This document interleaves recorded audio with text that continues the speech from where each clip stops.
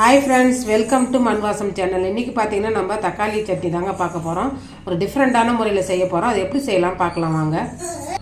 இப்போ case on பண்ணிவிட்டு வானல் வச்சுக்கினாச்சுங்க. இப்போ எண்ணெய் சேர்த்துக்கலாம். நல்லா தாராளமாக ஒரு 50 ml எண்ணெய் விட்டுக்குங்க.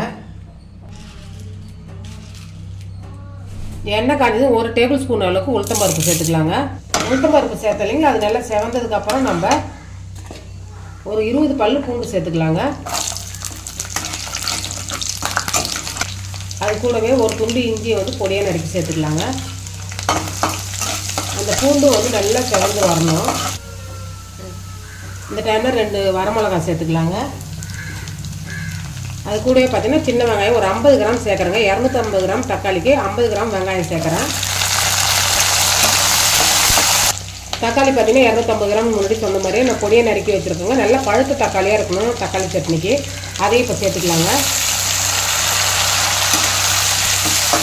அதையும் சேர்த்து நல்லா வதங்கணும். நல்லா அந்த எண்ணெய் தெரிஞ்சு வரணும் தக்காளி வதங்குறது. அது கூடவே நல்லா ஒரு டீஸ்பூன் அளவுக்கு கார மிளகாத்தூள் சேர்த்துக்கலாங்க. இப்போ தேவையான அளவுக்கு உப்பு சேர்த்துக்கலாம். ஒரு 1/4 டீஸ்பூன் மஞ்சள் தூள் சேர்த்துக்கலாங்க. ரொம்ப அதிகமாக சேர்த்துறாதீங்க, கலர் மாறிடும். போதும். அதையும் சேர்த்து நல்லா வதக்கி விடுங்க.